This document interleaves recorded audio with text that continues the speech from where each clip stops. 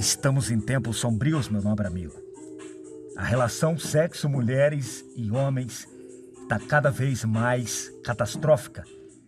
De guerra mesmo, de puro conflito e desinformação e má interpretação, um gritando de um lado, outro gritando de outro. Eu tenho o prazer de finalmente poder apresentar algo um pouco mais profundo para que você olhe um pouco além da superficialidade que todos os grupos costumam falar do assunto e meio que só olham para os últimos 2 séculos, como se o papel do homem realmente fosse aquele homem de 200 anos atrás e que o papel da mulher fosse daquela mulher que é a verdadeira mulher, de como a mulher vivia 200 anos atrás. Eu te convido a embarcar comigo na máquina do tempo, onde nós vamos voltar a alguns milhares de anos. Vamos voltar aí talvez 12, 15 mil anos atrás. Mas antes eu quero te dizer que há 70 anos atrás, 71 anos atrás, em 1950, a população mundial era de 2,5 bilhões de habitantes. Hoje, estamos em 2021 e nós já somos 8 bilhões de habitantes nesse planeta. Ou seja, em só 70 anos, nós mais do que triplicamos a nossa população. Talvez você ainda não percebeu, mas na cultura ocidental é óbvio que você percebeu. A produção de filhos caiu drasticamente.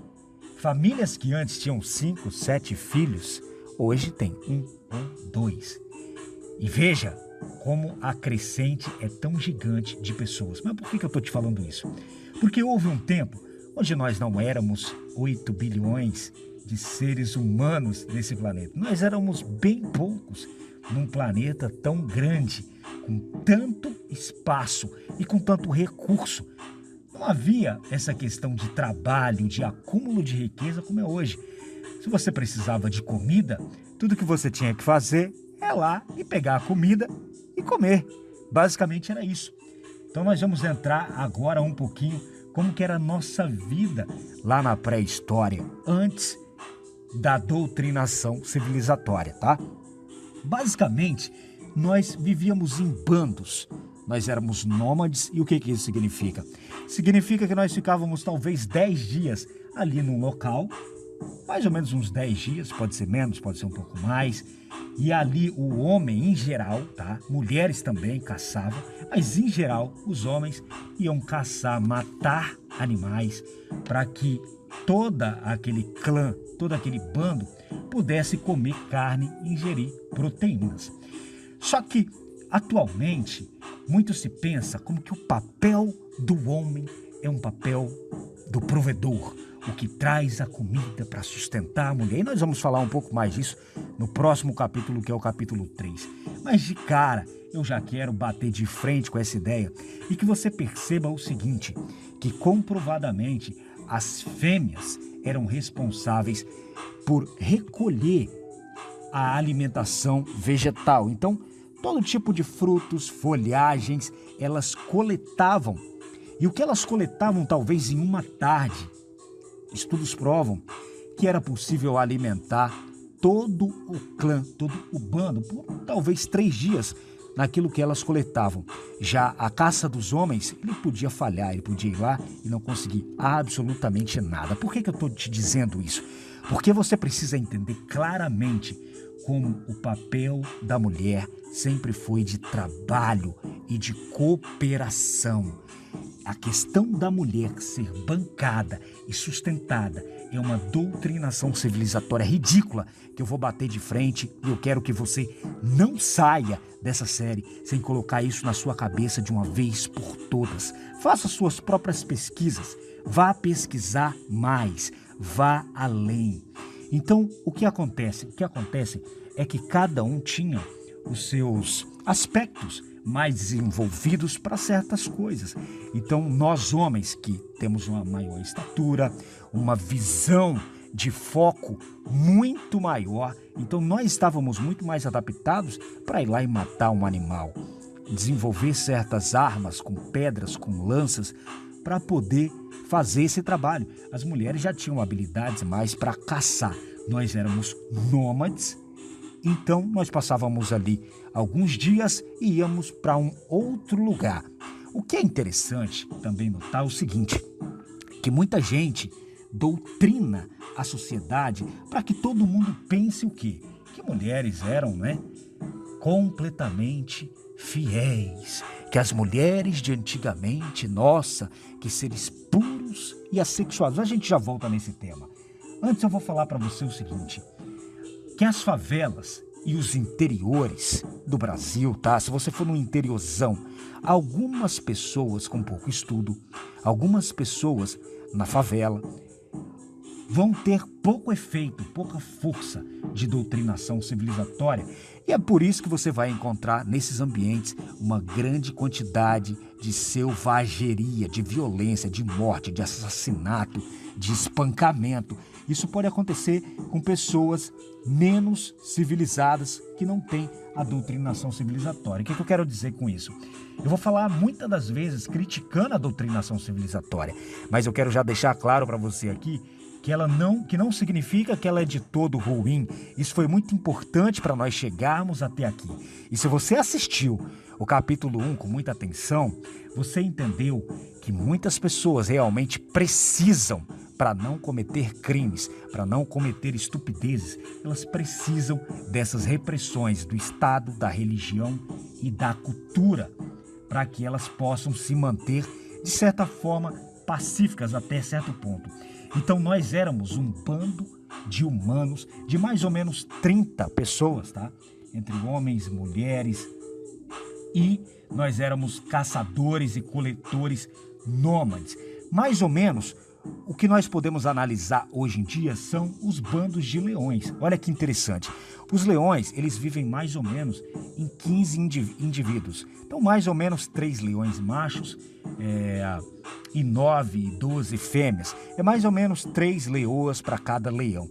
E como é que funciona? Eu quero agora clarear sua mente para algo que pode ser chocante, algo que pode doer. Nós temos essa noção muito forte de uma certa pureza. A gente olha para a mãe com uma certa pureza, com uma certa assexualidade, uma questão quase como se a mãe fosse uma virgem, uma pura, uma santa. Nós temos todos esses distúrbios de categorização. Então, mulheres têm as vagabundas e têm as santas, como se não houvesse vários, 50 tons entre isso daí. Vários e vários tons. Nós colocamos sempre como tem as santas e tem as vagabundas. Mas o que é muito interessante é quando você vai analisar o que acontece num bando de leões, é o seguinte, cara, sabe o que acontece? Não há fidelidade ali. Mesmo com o leão alfa, o macho, o líder, sabe o que acontece? Aquelas fêmeas ali, quando ela está no cio, ela transa dezenas e dezenas de vezes por vários dias. E não pense você que é só com o macho fodão, que é o mais alfa. Não, é muito comum numa ninhada de 2, 3 ou 4 leõezinhos que nascem de uma leoa, cara, terem ali 2 ou 3 leõezinhos diferentes naquela ninhada que são de pais diferentes. Ela simplesmente transa com vários daqueles leões, com os 2 ou 3 leões que tiverem naquele bando, naquele clã. Então, ou seja, não é porque é um macho alfa líder que vai haver essa questão da fidelidade, essa questão da monogamia. E o que é interessante é que alguns estudos comprovam o seguinte, que os nossos primatas, por exemplo, são um bom exemplo para a gente dar uma olhada em como é essa questão de sexo de fêmeas e machos. Por exemplo, os orangotangos, eles são solitários. Já uns outros primatas, outra espécie que são os gibões, eles são monogâmicos. Os gorilas machos, eles geralmente dominam haréns femininos. Já os chimpanzés, eles vivem em comunidades promíscuas de machos e fêmeas, que é mais ou menos como eu citei para você aqui. Então, o que provavelmente, o que as pesquisas indicam que acontecia, era basicamente o seguinte: lá na pré-história, entre esses 30 indivíduos desse clã, 20 a 30, O que acontecia? Não era como nós pensamos agora, como um cara casou com aquela mulher e pronto, ela é dele. Não. Basicamente é uma fêmea daquele clã na pré-história, ela ia, quando ela estava no período dela, ela simplesmente tinha relação sexual com vários daqueles machos ali, tá? Com vários daqueles machos. E o que acontecia? Não tinha essa categoria como, nossa, esse cara aqui é meu pai. Era mais ou menos uma comunidade. Então as crianças eram criadas basicamente todas juntas ali. Não tinha muito essa diferença. O homem nem mesmo poderia saber quem era o filho dele e quem não era o filho dele.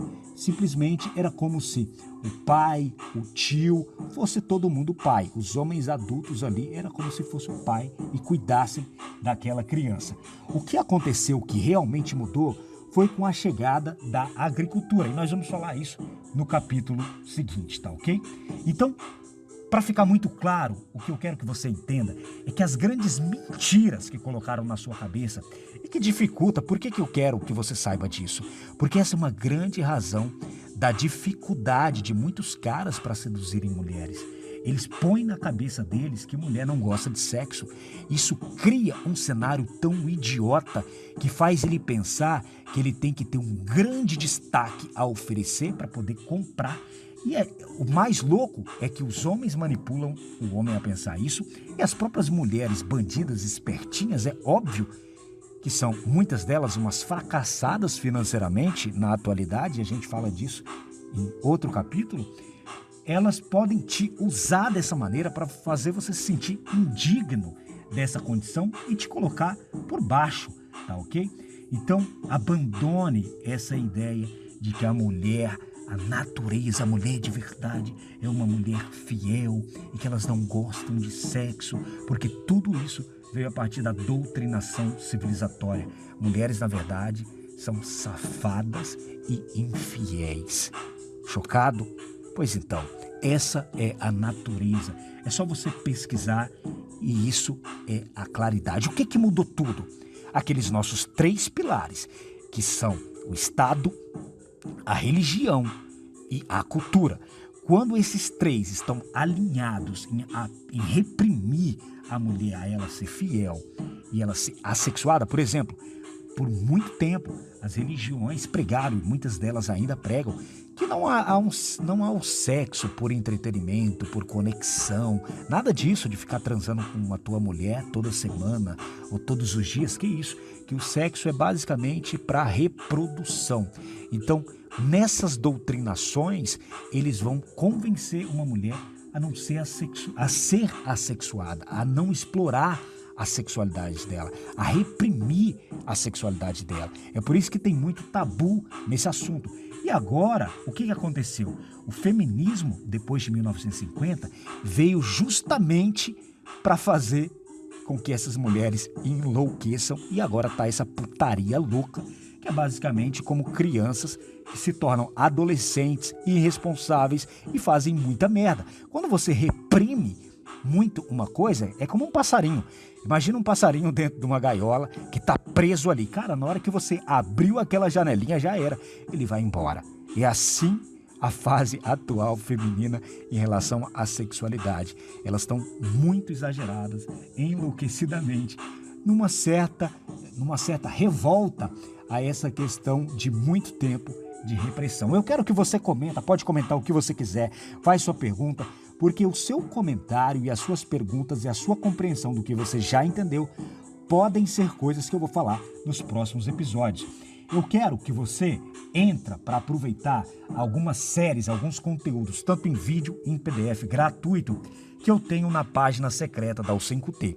O link está na descrição desse vídeo, só você clicar no primeiro link e você vai descobrir lá o link da página secreta U5T, que você vai ter acesso a algumas séries em vídeo e também em PDF de alto valor. Você vai amar o conteúdo gratuito que eu tenho lá para você, tá bom?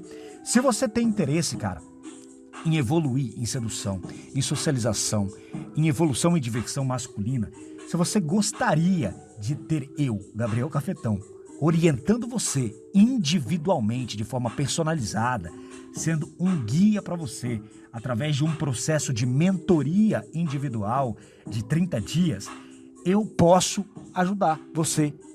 Eu vou fazer um exame com você e, de repente, isso combine entre a gente e a gente possa trabalhar juntos por 30 dias, tá bom? Você vai entrar na página secreta, então, e lá no final da página eu vou falar sobre o Acelere Sua Transformação. Lá você vai descobrir qual é o meu WhatsApp. Entre em contato comigo no WhatsApp e você vai mandar a mensagem para mim que eu recomendo lá. E a gente vai conversar no WhatsApp e quem sabe eu vou ser o seu mentor individual para ajudar você a evoluir no seu progresso aí, tá bom? Em relação à sedução. Mulheres, cara, são loucas por experiência de sexo, aventuras e envolvimento. São safadas e são infiéis. O que mudou tudo isso foi que quando a nossa civilização começou, mais ou menos 12 mil anos atrás, 6 mil anos atrás, foi uma grande mudança que aconteceu na nossa questão econômica.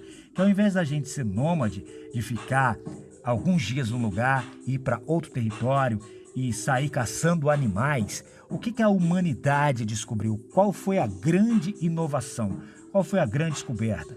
Foi que o homem, ao invés dele ficar matando novos animais, caçando e as mulheres coletando e tendo que ir embora para novos lugares, o homem agora construiu um território fixo.